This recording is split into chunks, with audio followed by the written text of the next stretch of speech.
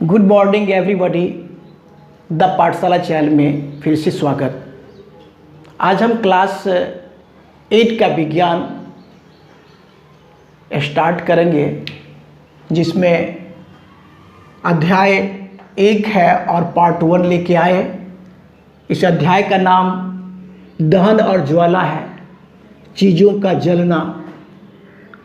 और इसमें आज बिल्कुल NCERT वाले अगर बुक को आप रीडिंग दिए होंगे तो ये वीडियो को देखने में सुनने में बहुत ही अच्छा लगेगा और बेसिक कंसेप्ट बनेगा।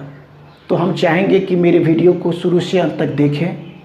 अगर वीडियो अच्छा लगे तो लाइक, शेयर और सब्सक्राइब करें, अपने दोस्त के बीच शेयर करें, कमेंट करें। तो चलिए अब स्टार्ट करते हैं। सबसे पहले इस अध्याय में हम जानेंगे दहन क्या होता है, दहन क्या होता है, ज्वाला कैसी चीज़ जलता है ना। इसमें से दहन, ज्वाला, दाह्य पदार्थ और दाह्य पदार्थ और ज्वलन ताप के बारे में जानेंगे, बिल्कुल कंसेप्ट के द्वारा जानेंगे।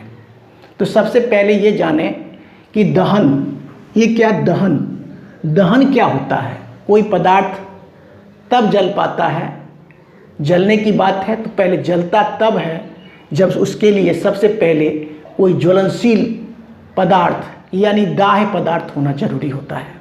दाह्य पदार्थ में सूखी लकड़ी हो गया, पुआल हो गया, है कि नहीं, कागज हो गया, ये ज्वलनशील पदार्थ है, दाह्यशील पदार्थ है।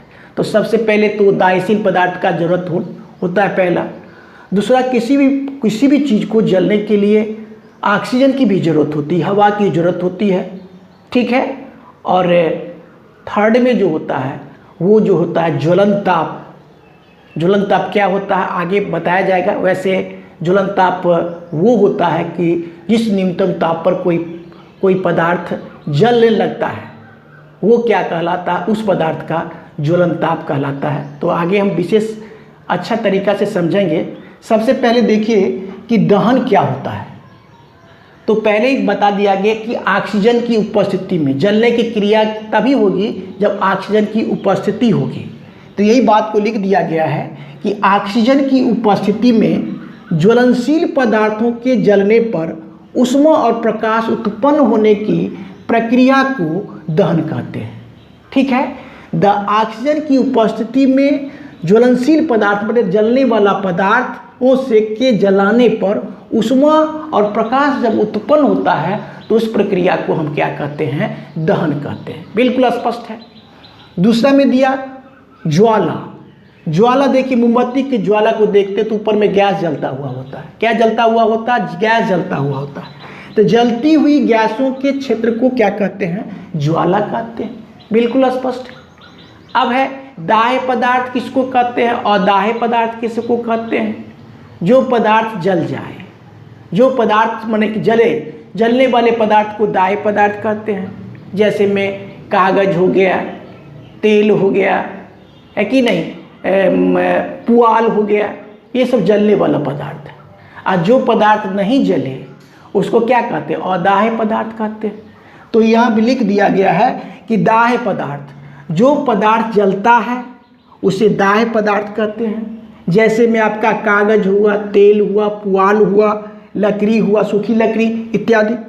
और दाह्य पदार्थ क्या होगा, जो पदार्थ नहीं जलता हो, और दाह्य पदार्थ कहते हैं। जैसे पत्थर को आप जला नहीं सकते, पत्थर हो गया। पानी को आप जला नहीं सकते और मिट्टी को आप जला नहीं सकते, क्या हो गया, अदाह्य पदार्थ हो गया। बिल्कुल स्पष्ट है। अब है ज्वलन ताप। ये पार्ट 1 है, ये पार्ट 1 है।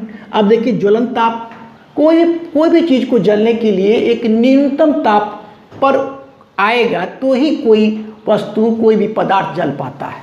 जैसे पानी को खौलाने के लिए हमको 100 डिग्री C अगर होता है तो ही पानी खौलता है। उसी प्रकार से कोई भी पदार्थ को जलाने के लिए एक न्यूनतम ताप होना चाहिए, वो ताप पर आता है तो ही जल पाता है। और अगर उतना ताप पर नहीं पहुंच पाता है तो वो नहीं जल पाता है। उतना ताप पर पहुंच जाता है तो उसमें आग पकड़ लेता है। बिल्कुल स्पष्ट है। तो वही बातों को लिख दिया गया है कि जिस न्यूनतम ताप पर कोई पदार्थ जलने लगता है उसका ज्वलन ताप कहलाता है। ज्वलन ताप से कम ताप होने पर कोई पदार्थ नहीं जलता है। स्वाभाविक बात है, ज्वलन ताप से कम ताप कर दीजिए तो वो पदार्थ नहीं जल पाता है, अर्थात उसमें आग नहीं पकड़ती है। अब है कि ज्वलन ताप जो है ना, ज्वलन ताप हर पदार्थों का अलग अलग होता है, उसकी प्रकृति पर निर्भर करता है। तो इस प्रकार से हम इस वीडियो में पार्ट 1 वाले वीडियो में आज आप लोगों को बताए दहन, ज्वाला, दाह्य पदार्थ और दाह्य पदार्थ, ज्वलन ताप। अगर आप ये बताए और अगर आप इस वीडियो को देखते हैं तो बिल्कुल NCERT वाली किताब से एक एक स्टेप को समझाते हुए हम आगे बढ़ेंगे और अगला स्टेप फिर कल दूसरे वीडियो में लेके आएंगे। मेरा वीडियो अगर अच्छा लगे तो लाइक, शेयर और सब्सक्राइब करें। Thank you, take care.